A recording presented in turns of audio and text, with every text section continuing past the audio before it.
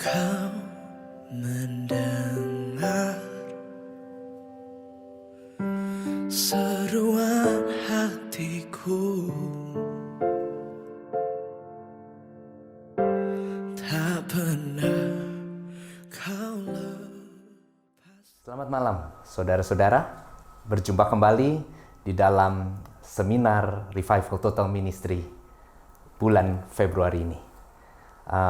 Saya berharap saudara dalam keadaan baik, saudara dalam keadaan sehat.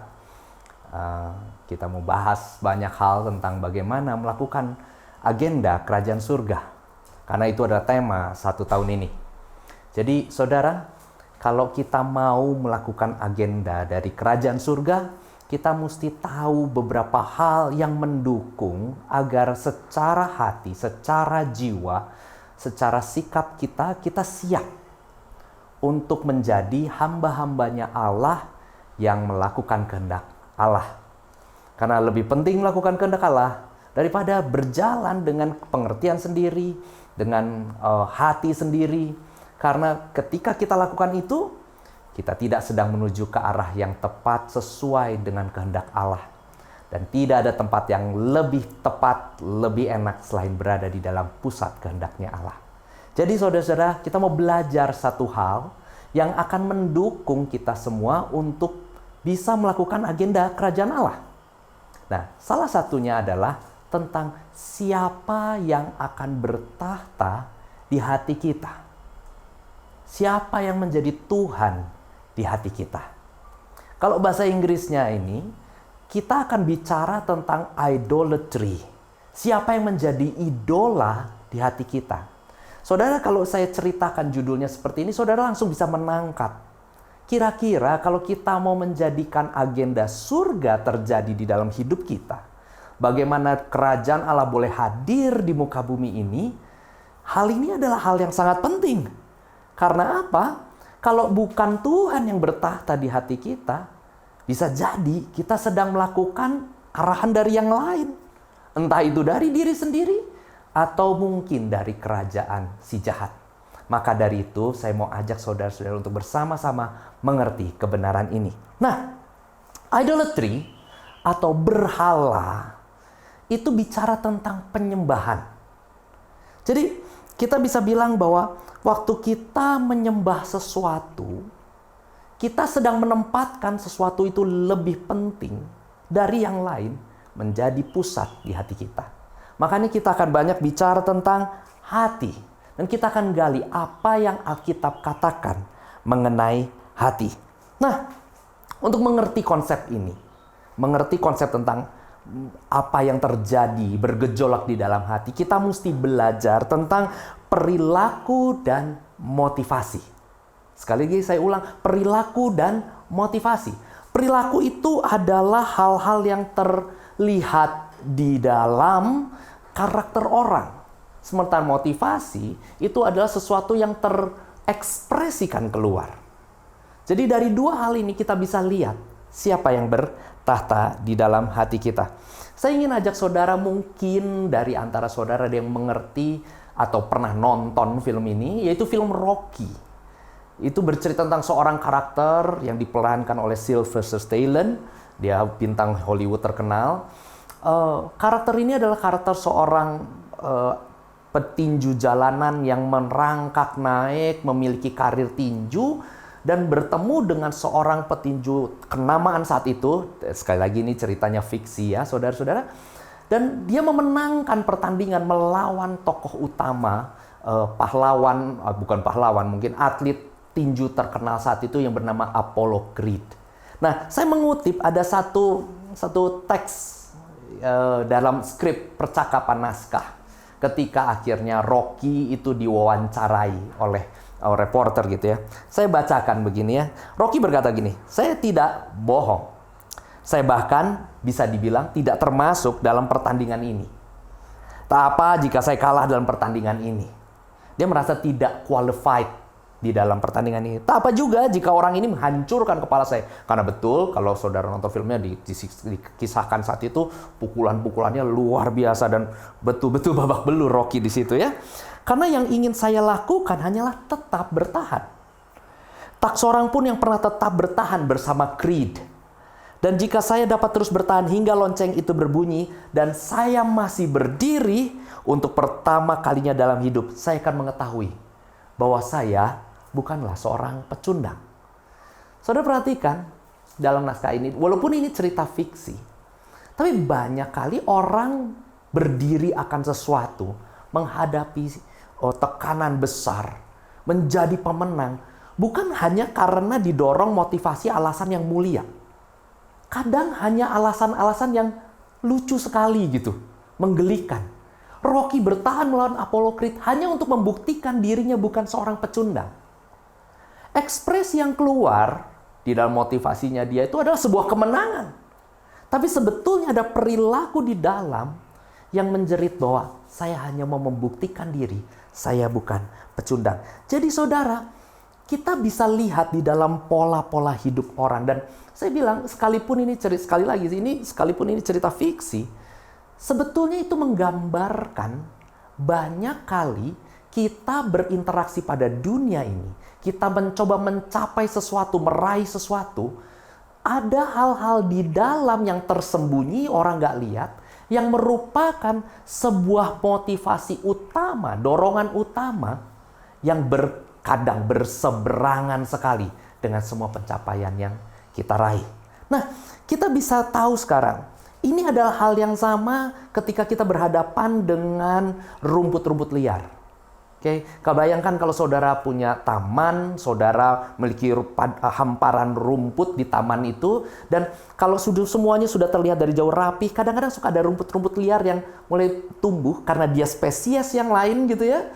Dia membuat sebuah pemandangan yang berbeda, nggak bersih. Rumputnya nggak jadi rapi, atau dia tercemar oleh titik-titik, oleh tumbuhan-tumbuhan lain yang muncul di situ. Nah, saya memiliki pengalaman menjadi tukang kebun, saudara, karena nenek saya waktu kecil mengajak saya untuk selalu panas-panasan pulang sekolah, bantuin dia antara jam 3 sore ke 4 sore semakin teduh gitu, untuk membersihkan rumput-rumput liar dari kebun pekarangan rumah kami dahulu.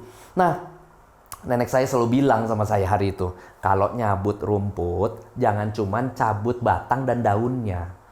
Cari pelan-pelan, tarik pelan-pelan dengan hati-hati, supaya apa? Akar-akar di bawahnya itu ikut tercabut. Dan saya mengerti betul artinya. Kenapa? Ketika dulu saya tidak lakukan nasihat oma saya ini, nenek saya ini, saya cabut begitu saja gitu. Nggak lama kemudian muncul lagi rumput liarnya di titik yang sama. Jadi itu pekerjaan yang nggak pernah selesai-selesai. Akhirnya saya belajar betul harus cari akar-akar di bawah supaya rumput liarnya benar-benar bersih.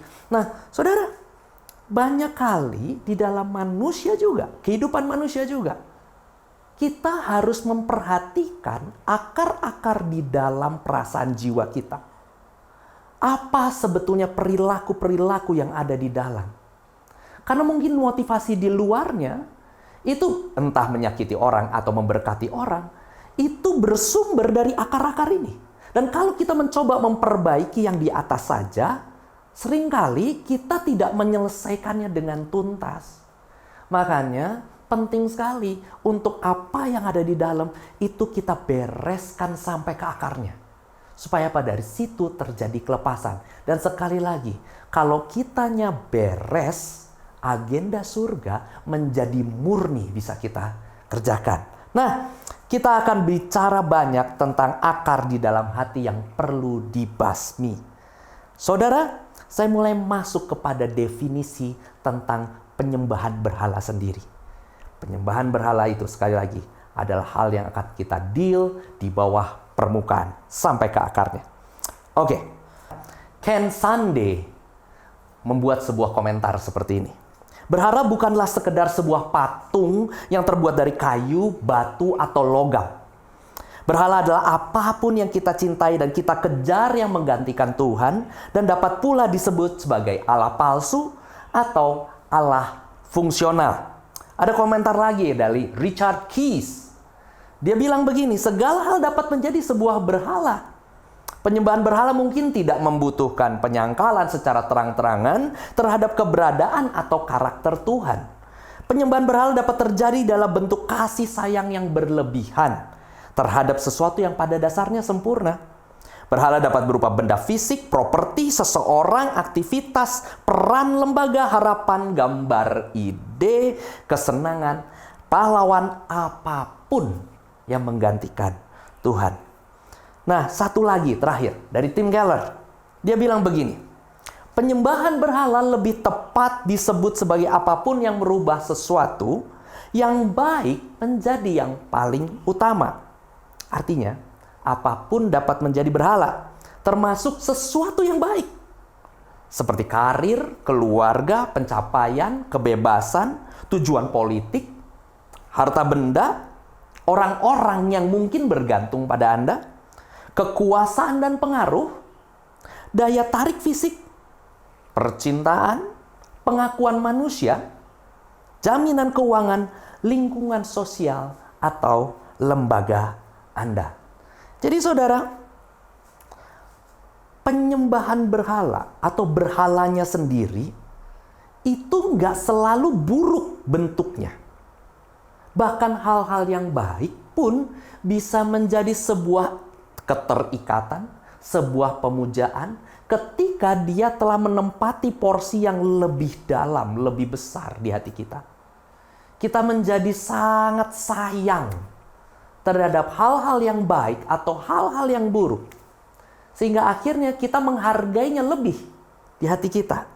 Dan saudara tahu nggak? Penyembahan berhala ini telah masuk ke dalam dunia manusia jauh sebelum peradaban mulai ada. Itu dimulai ketika Adam dan Hawa pertama kali jatuh. Nah, di Kejadian 1 ayat 26 sampai 28, Tuhan tadinya mendesain manusia itu untuk menyembah dan melayani Tuhan, kemudian menguasai seluruh ciptaan di dalam namanya. Tapi Roma 1 ayat 21 sampai 25 katakan, mereka menukar kemuliaan Tuhan yang kekal dan menyembah serta melayani ciptaannya daripada penciptanya. Jadi artinya gini, sering kali kita mengutarbalikan tujuan penciptaan yang semula. Karena dosa. Manusia datang untuk menyembah dan melayani ciptaan. Maka dari itu, ciptaannya akhirnya malah menguasai mereka.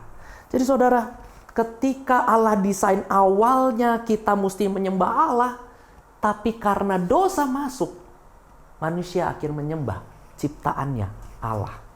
Jadi kalau boleh saya simpulkan saudara, berhala adalah hal yang dapat dengan mudah menjauhkan diri kita dari Tuhan. Nah, kita bisa merenung sebentar begini ya. Jadi berhala itu adalah apapun yang mungkin memikat hati kita dan imajinasi kita lebih daripada Tuhan. Atau apapun yang mungkin kita cari untuk memberikan sesuatu yang mungkin hanya dapat Tuhan berikan. Atau apapun yang lebih penting dari Tuhan untuk kebahagiaan kita, sehingga kita mendapatkan makna hidup dan identitas di dalamnya. Berhala juga bisa dibilang begini, apapun yang baik yang kita utamakan, karena dia bisa berbentuk apapun, dan juga harus kita miliki untuk merasa aman, bermakna, dan bernilai. Jadi saudara, berhala kira-kira seperti itu. Dia nggak selalu buruk, dia nggak selalu juga baik. Tapi kalau dia menempati porsinya lebih, itu sudah jadi berhala. Nah pertanyaannya, apakah Anda dapat melihat berhala Anda? Pada waktu bercerita begini, apakah Roh Kudus mulai ingatkan apa yang sudah menjadi lebih penting, lebih engkau dambakan daripada Allah sendiri? Nah, seperti saya bilang tadi, penyembahan berhala itu pertama kali masuk sudah dari semenjak zaman Hawa jatuh dalam dosa. Kejadian 3 ayat 6 katakan begini. Ketika perempuan itu melihat bahwa pohon itu baik untuk dimakan dan terlihat sedap dan bahwa pohon itu akan menjadikan seseorang bijak, perempuan itu memetik buahnya dan memakannya, dan ia memberikannya juga kepada suaminya yang bersama-sama dengannya, dan suaminya pun memakannya. Saya highlight di situ ada beberapa kata yang saya garis bawahi. Melihat bahwa pohon itu baik Penyembahan datang pertama kali itu lewat apa yang dilihat. Karena dilihat itu baik dan terlihat sedap, mengundang untuk wow, curiosity kita mulai naik. Rasa ingin tahu kita lihat, wah ini kayaknya menarik nih ya. Dan pohon itu seolah-olah menjadikan seseorang bijak. Kita seolah-olah mendapatkan satu value dari dalamnya. Wah ini asik nih, bisa bikin saya menjadi orang yang lebih better dari yang kemarin. Semenjak itu, si perempuan itu mulai mengambil buah dan memakannya.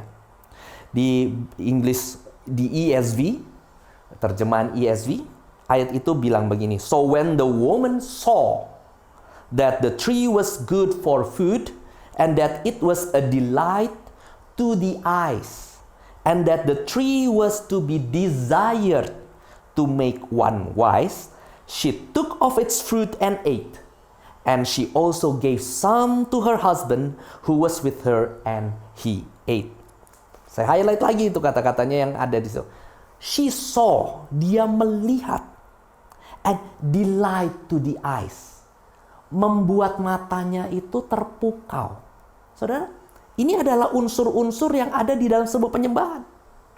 Sebuah pandangan, dan sebuah keterpukauan, sebuah persepsi yang kita bangun melihat bahwa ini adalah sesuatu yang berharga. Dan dari situ didambakan.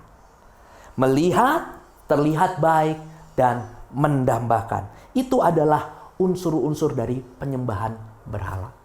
Dan membawa seseorang akhirnya mengingini berhala itu. Awal penyembahan berhala dimulai jauh sebelum kejatuhan pertama.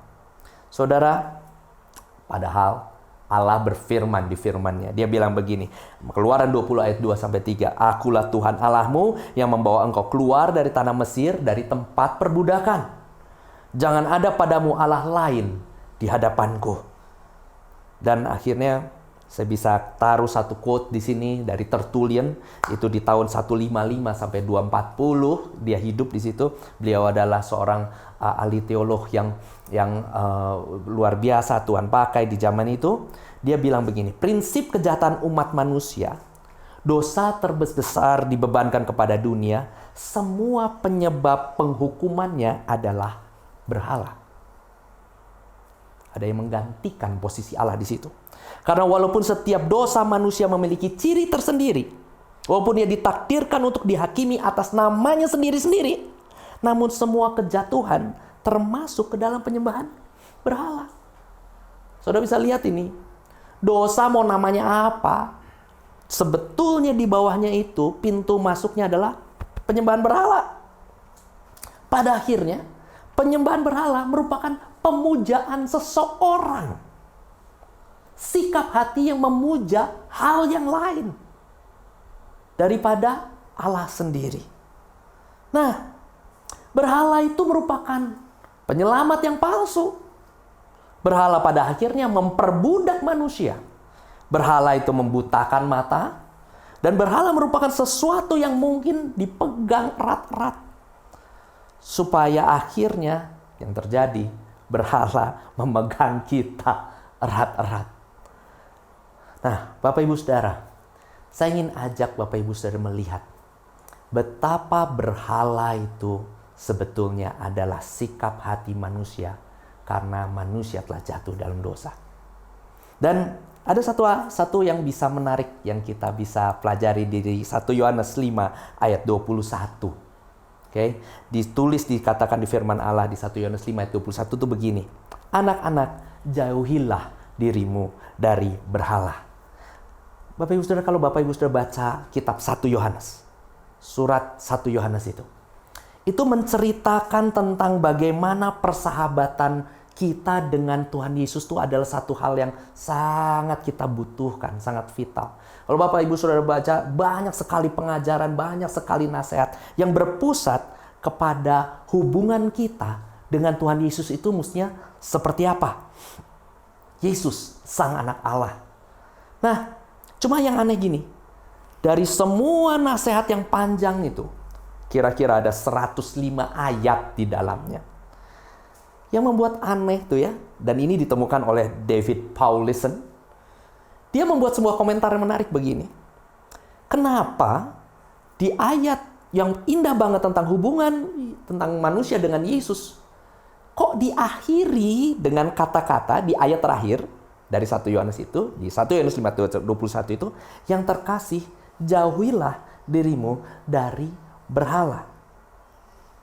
Saudara, penulis kitab 1 Yohanes ini tahu persis bahwa penyembahan berhala itu adalah hal yang sangat penting yang bisa mempengaruhi hubungan seseorang dengan Kristus.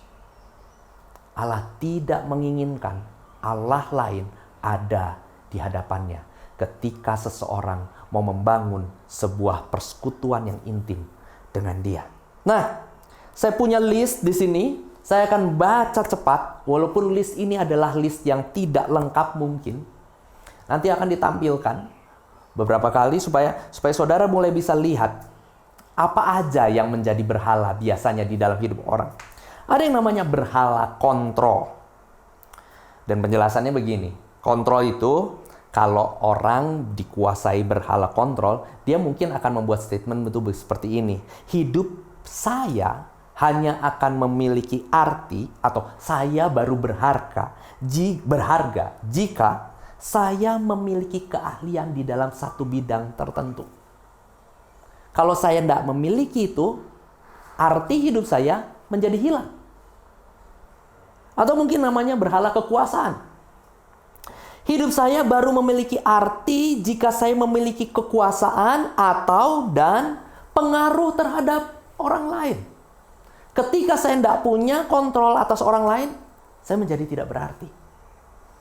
Atau namanya mungkin berhala penerimaan. Hidup hanya memiliki arti jika saya dicintai dan dihormati oleh orang tertentu. Ada yang namanya berhala kenyamanan. Hidup hanya memiliki arti jika saya memiliki pengalaman yang menyenangkan dan kualitas hidup yang luar biasa. Kenyamanan itu sering kali menjadi berhala kita. Berhala gambar diri. Hidup hanya memiliki arti atau berharga jika saya memiliki paras tubuh yang menarik. Sehingga banyak kali akhirnya orang-orang mengejar kesempurnaan tampilan lebih daripada kemurnian hati. Masih ada lagi berhala ketergantungan, kebebasan, pekerjaan, pencapaian, dan terus materialisme, bahkan agama. Saya bilang di sini ya, saya baru berharga jika saya mengikuti kode moral agama saya dan melaksanakan kegiatannya. Sekali lagi, berhala itu belum tentu harus hal yang buruk. Even bahkan agama pun, kalau kita betul-betul harus menemukan hanya menemukan identitas kita di dalamnya, merasa bahwa baru diterima Tuhan kalau saya sudah rajin banget menjaga sikap saya, harus betul-betul berhati-hati gitu. Itu mungkin sudah menjadi berhala. Saya nggak bilang menjaga sikap itu kita nggak usah sebagai orang Kristen, kita nggak usah menjaga sikap kita. Nggak. Itu baik, itu indah. Tapi kalau akhirnya kita malah setelah melanggar ya, mungkin kita telah sekuat-kuatnya menjaga diri kita, lalu akhirnya kita gagal dan kita mulai takut banget sama Tuhan. Kita datang sama Tuhan dengan, aduh Tuhan, aku gak layak, gak usah jadi anakmu Tuhan, aku udah gagal. Saudara, mungkin ada yang salah dengan iman saudara. Allah bukanlah Allah yang seperti itu. Mungkin ada yang salah dengan pengenalan kita tentang Allah kita. Jadi pastikan, bukan agama yang menjadi berhala, tapi Tuhan yang menjadi Tuan atas hidup kita. Dan banyak lagi. Saya akan bahas satu-satu. Tapi kalau boleh saya bilang, ada 4 berhala utama dari segala macam list berhala yang bisa saya bacakan. Dan 4 hal ini adalah 1, kekuasaan, penerimaan, kenyamanan, dan pengendalian. Kalau saudara lihat di tabel ini, itu ada kategori berhalanya yang kita cari gitu ya. Ada berhalanya apa saja. Dan di situ di sebelahnya ada kolom di mana ditulis itu harga yang mau kita bayar supaya akhirnya berhala ini tetap ada di dalam hati kita. Atau ada juga di sebelahnya lagi the greatest fear, mimpi kita yang terburuk seandainya kita tidak kita tidak membuat si berhala itu bertahta terus di hati kita. Dan yang berikutnya lagi, kolom yang berikutnya, yang sering dampaknya dirasakan oleh orang lain itu apa saja. Dan juga kolom terakhir, masalah perasaan kita. Jadi dari tabel ini saya mau bahas cepat supaya saudara bisa mengerti kira-kira. Kalau berhala kekuasaan itu berkuasa di dalam hati kita, atau berhala penerimaan, atau berhala kenyamanan dan pengendalian, saudara bisa mengidentifikasi kira-kira harga yang akhirnya kita korbankan di dalam perjalanan hidup kita, interaksi kita dengan orang-orang, itu apa aja gitu ya. Kita mulai dengan kekuasaan dulu. Di dalamnya ada kesuksesan, ada kemenangan, ada pengaruh gitu ya. Nah, harga yang mau kita bayar, hubungan yang menambah beban. Karena kita pengen supaya kita memiliki kekuasaan, kita membangun hubungan-hubungan yang akhirnya membebani hidup kita. Kadang orang karena pengen kekuasaan, dia harus menyogok, dia harus membayar, dia harus menekan nurani dia. Dia tahu ini hal yang salah, tapi dia terus lakukan itu. Itu menjadi beban sendiri.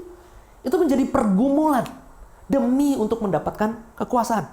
Kenapa? Karena mimpi terburuknya adalah kita mendapatkan penghinaan dari sekeliling. Kita mengalami kegagalan. Saya nggak mau terhina. Saya harus mendapatkan kekuasaan. Saya harus naik ke atas. Menjadi orang yang dipandang terhormat. Karena itu saya injek orang-orang. Saya bayar orang-orang. Saya menjilat orang-orang. Itu semua beban. Dan orang-orang lain sekeliling kita merasakan dampaknya seperti apa? Dimanfaatkan. Betul? Dan dianggap tidak penting. Saudara, dari situ mulai muncul masalah di perasaan kita. Sekali lagi tadi ya, di awal kita harus mulai bisa pelajari apa yang keluar di perasaan dan apa yang ada di dalam. Di dalamnya ini mungkin berhalanya namanya kekuasaan. Perasaan yang muncul ketika kekuasaan yang menjadi berhala kita, yaitu kebencian dan kepahitan. Kita benci banget karena pernah direndahkan. Kita takut sekali, nggak mau ngalami sebuah penghinaan seperti itu. Maka kita terus naik, berusaha meraih kekuasaan itu. Berhala sudah yang berkuasa di hati kita. Dan habis itu, apa yang keluar, perasaan keluar apa? Amarah, ketakutan, keputusasaan. Yang berikutnya, apabila berhalanya itu bercerita tentang penerimaan, atau mungkin juga peneguhan, atau mungkin juga sebuah hubungan, percintaan, oke? Kita merindukan penerimaan ya. Harga yang mau kita bayar, kurang kemandirian dari diri kita. Kita jadi yes boss, yes man, yes dear. Kita nggak berdiri, kita nggak punya sebuah nilai yang bisa kita bilang, enggak, benar adalah benar, salah adalah salah. Kita akhirnya mentolerir banyak hal. Dan kita mengorbankan integritas kita. Itu harga yang kita bayar. Karena apa? Kita mau menghindari mimpi yang terburuknya itu adalah kita mengalami penolakan. Kita mengalami tidak dihargai, tidak diterima. Aduh, udahlah nggak apa-apalah. Saya ngebolos dulu deh pergi ibadah. Kenapa? Pacar saya itu pengen ditemenin. Gak apa-apalah, gak berintegritas sekarang inilah. Toh lagi ibadah online, saya bisa ibadah kapanpun. Saya nggak mau bilang bahwa ibadah itu harus di jam tertentu atau segala macam, Bapak Ibu Saudara, karena memang sekarang COVID membuat akhirnya semua berubah. Tapi saya mau bilang lagi, hati untuk memberikan yang pertama dan terutama bagi Tuhannya itu yang nggak boleh berubah. Nah, yang terjadi akhirnya kadang-kadang kita melupakan hati pemberi yang pertama dan utamanya itu demi mendapatkan penerimaan orang lain. Karena apa? Takut ditolak, takut nggak dihargai, takut nggak diterima. Dan akhirnya dampaknya, karena itu ke diri sendiri, kita menjadi budak itu dampak terhadap diri sendiri, diperbudak oleh kekurang mandirian, oleh penerimaan. Masalahnya sekarang yang sering dirasakan orang lain juga karena kita menjadikan diri kita adalah budak dari penerimaan, kita membuat orang lain terkekang dan bergantung sama kita. Nggak baik juga bagi orang lain. Orang lain jadi akhirnya teratur, terkekang, dan akhirnya harus bergantung, nurut banget sama schedule-schedule yang ada. Kenapa? Karena kita longing for acceptance, buat penerimaan. Dan akhirnya di perasaan kita yang muncul masalahnya apa? Kepengecutan dan rasa nggak aman, insecure. Kita takut banget gitu untuk ngerasa akhirnya, waduh jangan-jangan nih kita bangun hubungan begini, kita nanti nggak dianggap. Kalau aku memutuskan begini, aku malah nanti nggak dilihat, aku malah nanti nggak diterima. Aduh, aku nggak mau. Dan perasaan itu mulai muncul. Dan sekali lagi, karena itu ada tekanannya, amarah keluar lagi, ketakutan lagi, keputusasaan. Emosi yang sama ketika kita memiliki berhala kekuasaan. Atau yang ketiga, kenyamanan. Bisa juga bicara tentang privasi, nggak mau stres gitu ya. Atau merindukan kebebasan, yang penting freedom, yang penting main-main. Kenyamanan. Apa yang kita mau bayar demi membuat si kenyamanan ini terus ada di dalam hidup kita? Seringkali orang-orang akhirnya mengurangi produktivitas. Dan akhirnya mengurangi tanggung jawab. Menjadi orang-orang yang penting enak, yang penting bisa nyantai, yang penting bisa happy, yang penting bisa relax. Nggak apa-apalah pekerjaan ini saya tunda dulu. Nggak apa-apalah yang ini nggak perlu saya take care dulu. Nanti lagi. Saudara, produktivitas kita langsung merosot. Kita bukan jadi orang-orang yang memiliki kerajinan, semangat untuk mengerjakan yang terbaik. Kenapa? Kerajaan Allah ternyata isinya itu. Excellent. Kita berusaha mestinya memberikan terbaik. Kenapa? Tuhan sudah terlalu baik memberikan dirinya sendiri. Itu yang terbaik yang bisa dimiliki oleh Allah sendiri. Dia mengerjakannya juga dengan terbaik. Keselamatan Dia berikan bagi kita sampai nyawa Dia korbankan. Dan ketika kita sendiri akhirnya memiliki berhala yang lain, kita tidak sejalan dengan kerajaan Allah. Kita akhirnya mengorbankan banyak tanggung jawab, kita tidak jadi produktif. Saudara, mimpi yang terburuk yang dihindari oleh orang-orang yang memiliki kenyamanan sebagai berhalanya itu adalah stres. Dan akhirnya menuntut perubahan. Saya nggak mau ngalamin stres ini Saya nggak mau mengalami perubahan yang mendadak. Saya tuntut sajalah untuk akhirnya saya tidak perlu bekerja lebih banyak. Saudara, kenyamanan bisa menjadi idol. Padahal kenyamanan itu baik, bukan? Hal yang baik. Nah, yang sering dirasakan orang lain, dilukai dan diabaikan. Kenapa? Lebih penting saya nyaman.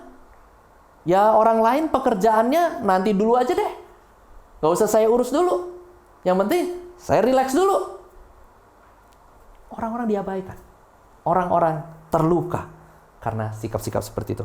Perasaan yang muncul, kejemuan dan kebosanan mudah menguasai kita.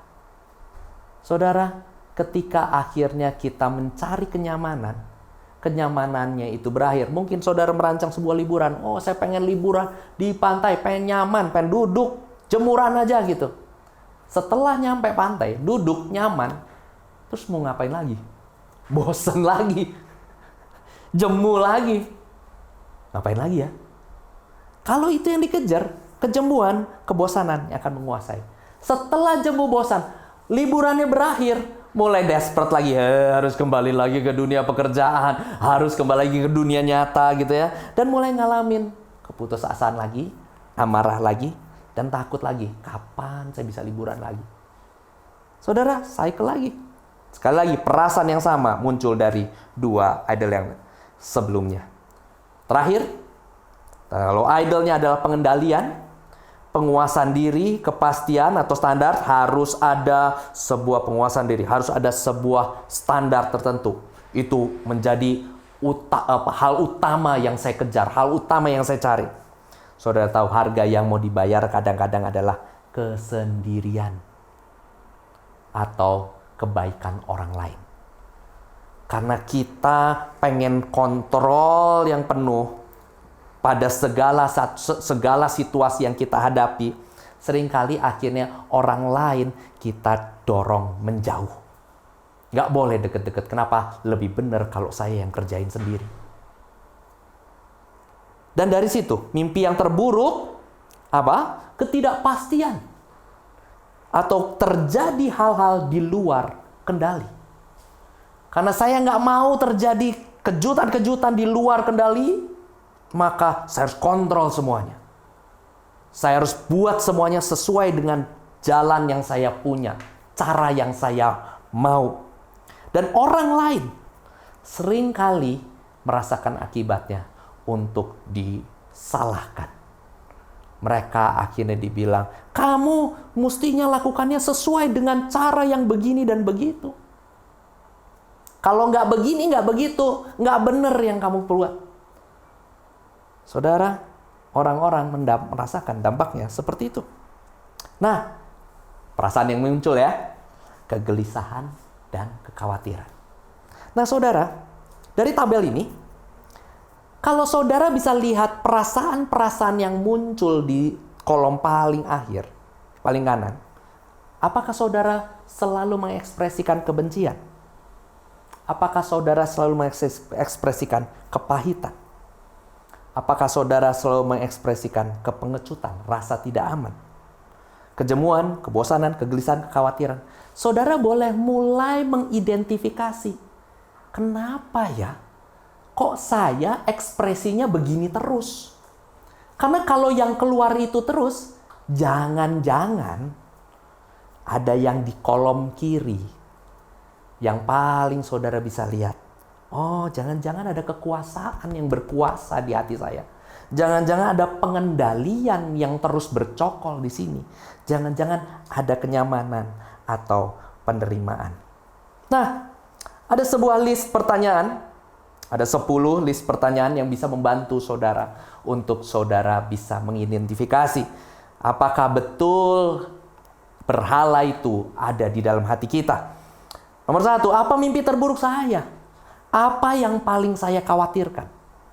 2, bagaimana jika kegagalan atau kehilangan yang saya rasakan dapat membuat saya merasa tidak mau hidup? Apa yang membuat saya terus maju? 3, saya bergantung kepada apa untuk menghibur diri saya ketika segala sesuatunya memburuk atau menjadi sulit? 4, apa yang paling mudah saya pikirkan? Apa yang saya pikirkan saat saya luang? Apa yang memenuhi pikiran saya? 5, doa apa yang belum terjawab yang dapat membuat saya benar-benar berpikir untuk berpaling dari Tuhan? 6, apa yang membuat saya merasa paling berharga? Apa yang paling saya banggakan? 7, apa yang benar-benar saya inginkan dan harapkan dalam hidup? Apa yang benar-benar akan membuat saya bahagia? 8, tuliskan tema umum apapun. 9, tuliskan apa yang menurut Anda tuan yang fungsional untuk hidup Anda. 10, hal-hal cenderung apa yang menjadi terlalu penting bagi kita. Saudara perhatikan yang pertama tadi, apakah saya terlalu khawatir akan sesuatu? Mungkin kita punya idolnya kontrol. Kita berusaha menguasai kondisi-kondisi yang terjadi di dalam hidup kita. Kalau yang tadi yang saya sebutkan yang kedua, apa yang mungkin kita berdoa, bergumul akan sesuatu, kita minta sama Tuhan sesuatu, tapi akhirnya itu belum kejadian, belum terjawab. Apakah akhirnya dari situ kita menjadi kecewa dan berpaling dari Tuhan? Jangan-jangan ada juga kontrol di situ. Seolah-olah kita harus mendapatkan apa yang kita inginkan, baru kita puas. Nah saudara, list pertanyaan ini ada 10. Saudara bisa lihat lagi nanti, saudara bisa mulai renungkan pelan-pelan. Saya undang saudara nanti mungkin catat sebentar setelah mendapatkan gambaran ini semua, saudara mulai bisa merefleksi ke dalam diri kita sendiri masing-masing. Ini kira-kira yang menjadi berhala itu apa aja? Saya berdoa saudara bisa temukan. Nah, saya lanjutkan begini. Jadi penyembahan berhala itu terjadi di dalam hati kita. Dan kalau kita bicara tentang hati, kita mesti belajar dulu hati itu seperti apa. Bahasa Ibrani dari hati sendiri adalah levav, atau the center of you. Nah, saya tidak akan bahas tentang definisi hatinya. Tapi yang saya mau ceritakan, saya mau bahas adalah begini. Apa yang hati itu kerjakan? Karena gini, manusia itu kan punya pikiran, punya kehendak, dia punya tubuh, dia punya perasaan, dan dia juga punya hati. Saya lebih senang membagikannya, memecahnya, mengkategorikannya seperti ini supaya saya berdoa ini bisa membantu saudara untuk mengerti apa yang hati kerjakan. Kira-kira pikiran atau mind itu kerjanya ngapain? Berpikir. Kalau kehendak, will, apa yang dikerjakan? Memilih. Dia memilih untuk lakukan ini, memilih untuk lakukan itu kehendak, keluar. Tubuh, body, itu ngapain? Bertindak. Ketika pikiran ada, kehendak ada, akhirnya tubuh yang mengeksekusinya. Atau perasaan, kalau bahasa Inggrisnya guts, gitu ya, feeling gitu. Itu apa yang dia lakukan? Dia merasakan sesuatu. Tapi kalau hati itu kerjanya untuk menyembah, mengasihi, atau mendambakan sesuatu. Nah, masalahnya gini saudara, kita itu sebetulnya digovern, kita didorong, dikontrol, dikuasai, itu dari hati dulu. Kalau kita sudah mendambakan sesuatu, maka sebetulnya kehendak akan terdorong untuk memutuskan, mengambil sebuah keputusan. Saya mau lakukan. Dan dari situ, ini mekanismenya nih, pikiran mulai membenarkannya. Ini baik kok. Atau ini buruk ya. Dari situ dia mulai menimbang-nimbang. Tapi biasanya karena sudah didambakan, nggak apa-apa juga deh. Mestinya kita memiliki kehendak yang bisa membedakan. Nyatanya sebetulnya ketika hati sudah mendambakannya, kehendak kita akhirnya memilih, pikiran kita membenarkannya. Dan akhirnya, apa yang terjadi? Tubuh mulai bergerak. Dan ketika tubuh mulai bergerak, melakukan apa yang sudah didambakan oleh hati, perasaan akan ngikut berikutnya. Entah dia merasa enak, oke, cocok, atau akhirnya dia merasa bersalah. Saudara bisa lihat mekanisme ini. Ketika seseorang, let's say, digoda oleh sebuah dosa, dan ketika hatinya mendambakan dosa itu, ketika hatinya terpikat oleh dosa itu, dosanya memikat sekali, akhirnya keputusan keluar. Sebuah tekad datang, ya deh, saya nunduk sama dosa ini.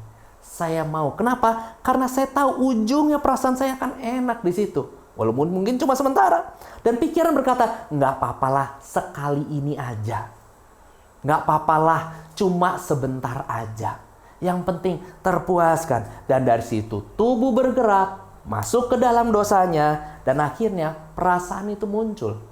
Entah itu perasaan yang mungkin happy sesaat, lalu sesudahnya, aduh Tuhan, kenapa ya saya lakukan itu? Dan kita menyesal dan menyesal. Saudara bisa melihat, itulah mekanisme yang terjadi di dalam hati manusia. Jadi penting sekali untuk tahu hati kita dan siapa yang ada di dalamnya. Karena kalau akhirnya hati kita dipenuhi oleh hal-hal yang lain, kita akan mendambakan hal-hal tersebut.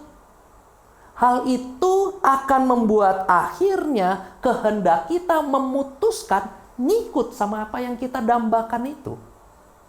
Penting sekali untuk melihat bahwa hati itu adalah pusat kita. Dan saudara, gambaran hati itu, ini sesuatu yang buat saya juga mind blowing waktu saya belajar hal ini. Gambarannya itu seperti gunung es.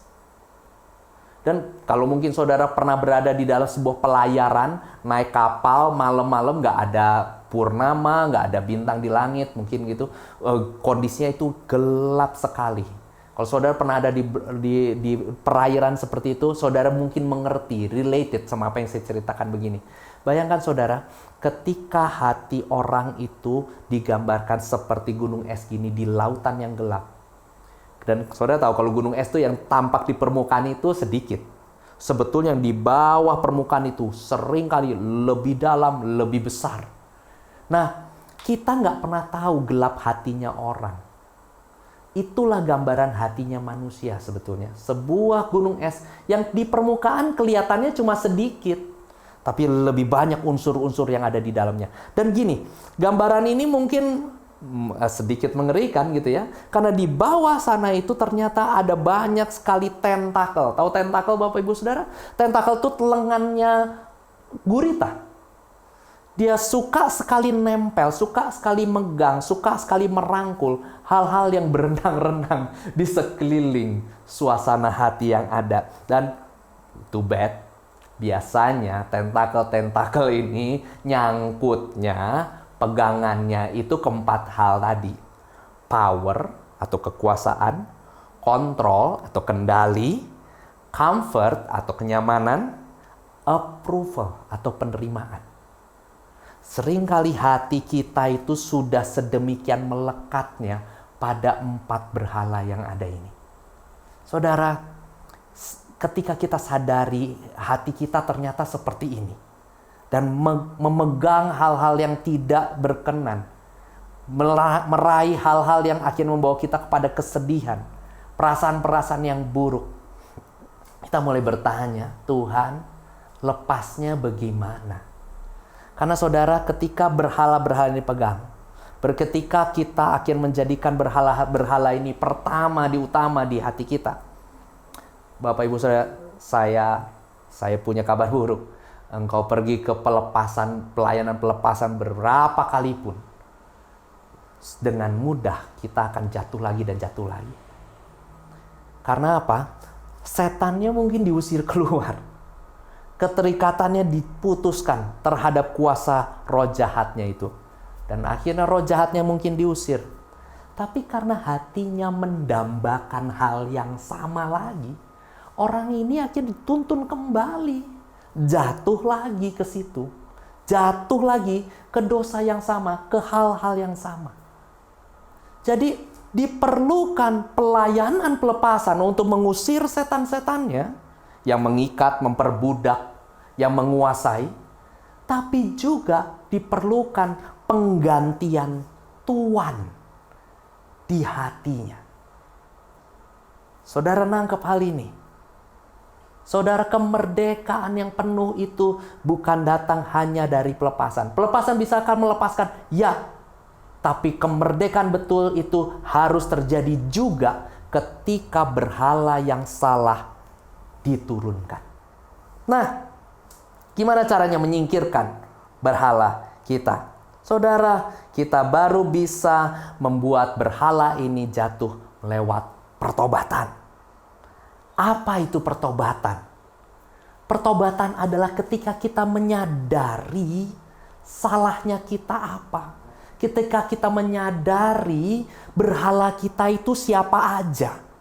Dan kalau kita sadar berhalanya itu seperti apa, kita mulai datang sama Tuhan. Tuhan, sorry, ampuni aku. Ternyata ada ilah lain yang berkuasa yang selama ini aku kejar, aku dambakan, aku kasih makan, aku kasih tempat yang tertinggi, aku perhatikan betul, lebih daripada engkau. Ketika kita sadar akan kesalahan kita ini, kita mulai datang sama dia dengan hati bertobat. Kadang kita tidak tahu bagaimana caranya bertobat. Karena apa? Kita belum sadar. Tapi saya berdoa malam ini Bapak Ibu Saudara bisa menangkap dan mengidentifikasi. Apakah approval, penerimaan itu yang menjadi berhala saya? Apakah kontrol? Apakah kekuasaan? Apakah kenyamanan? Dan ketika kita bisa melihat dari list pertanyaan tadi, dari tabel yang ada, dan kita mulai merenung, iya ya, Sepertinya ini nih berhalanya nih.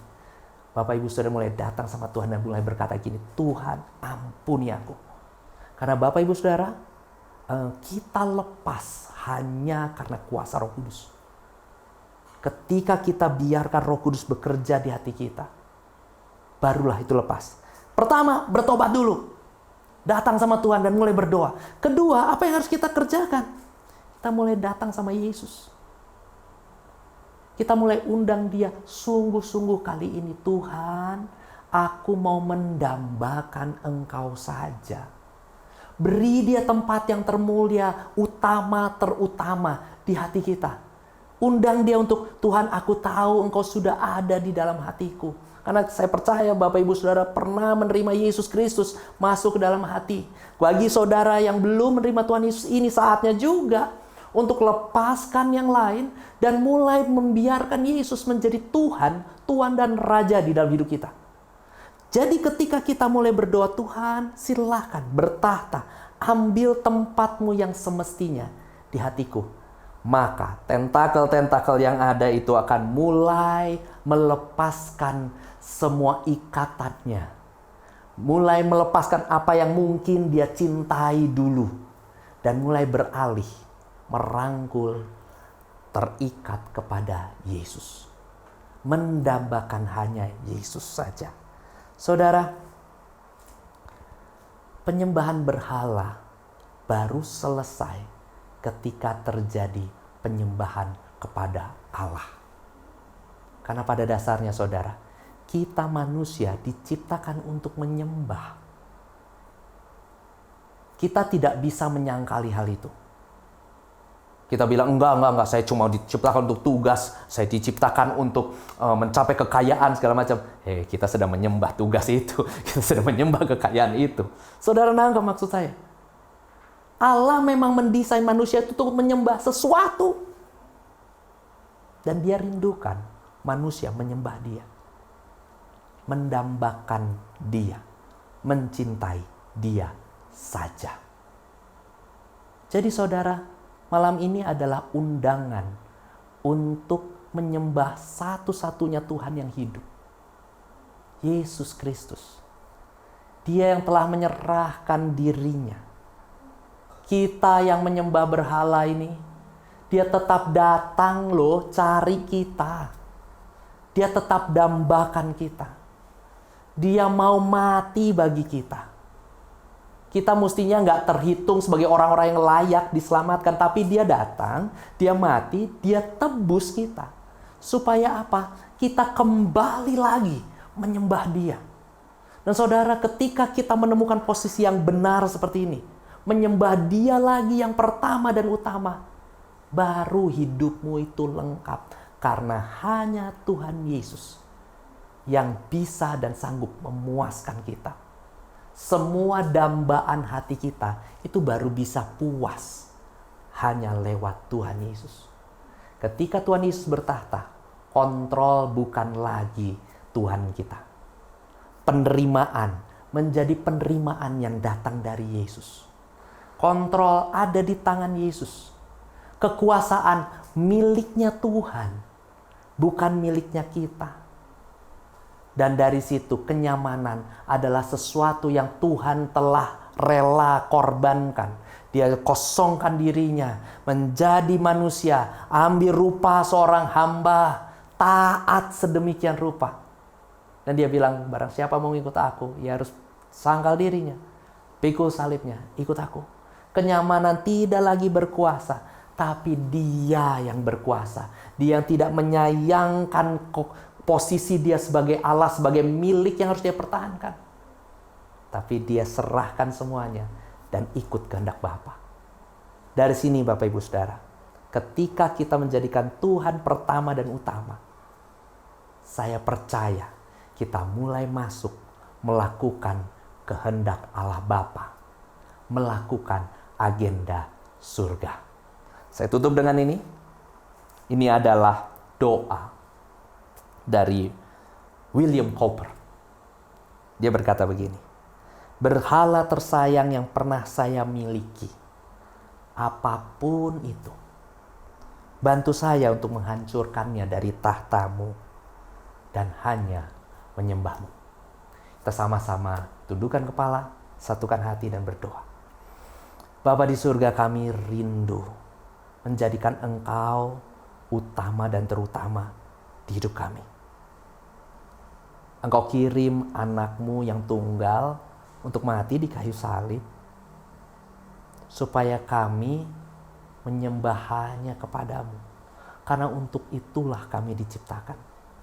Yesus berkorban supaya kami kembali ke rancangan semula.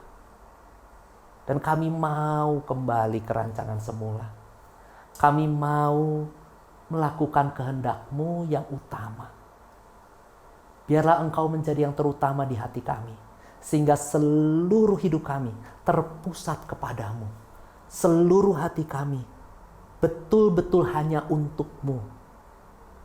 Dan dari situ kami mengalami kemerdekaan dari semua perasaan frustasi, amarah, pahit, ketakutan-ketakutan kami. Biar itu semua sirna, lepas. Dan yang ada hanya kebenaran-Mu, damai sejahtera-Mu, dan sukacita karena Roh Kudus. Biarkan ketika kami mencapai kemerdekaan ini, kami boleh bergerak bersama-sama dengan kerajaan Allah. Kami melakukan kehendak Allah. Bantu kami melepaskan semua berhala yang pernah kami sayangi. Biarkan Engkau jadi satu-satunya utama dan terutama di hidup kami. Terima kasih ya Bapa. Terima kasih Tuhan Yesus. Terima kasih Roh Kudus. Lepaskan umat-Mu ini dan bawa kami menyembah-Mu lagi. Di dalam nama Tuhan Yesus kami berdoa dan bersyukur. Amin. Tuhan Yesus memberkati.